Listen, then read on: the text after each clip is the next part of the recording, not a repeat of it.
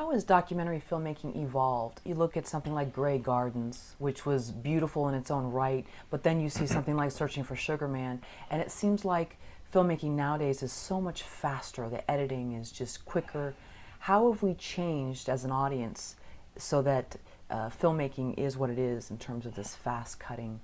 Well, it reflects the same kind of attention span that all forms of filmmaking, commercial making, television, all of that has become faster. So Grey Gardens is going to look slow. So yes, everything is faster. If you look at Grey Gardens, it is of a different era, and it's also cinema verite, which is supposedly like a fly on the wall style of filmmaking. Some would argue that you're never a fly on the wall. The minute you have a cameraman in a room, you're influencing the events.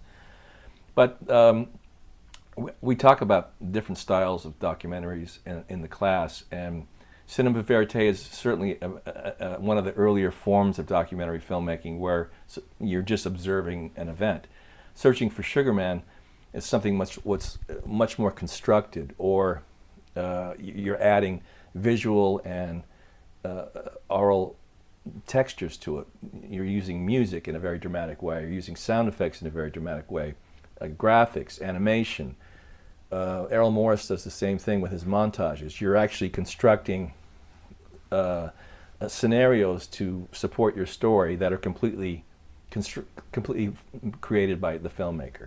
There's several sequences in The Fog of War. Errol Morris takes what normally would have been just a picture of a B-29 over Tokyo, but because he likes to construct his documentaries, he'll cut the plane out, he'll make the props spin around, and he'll just do things that kind of take you to a different place, so you're observing it in a different way. It's more of an entertainment style, but it's also more of you're kind of looking at it in a different way than perhaps a documentary you would see on BBC about World War II. So there are different styles.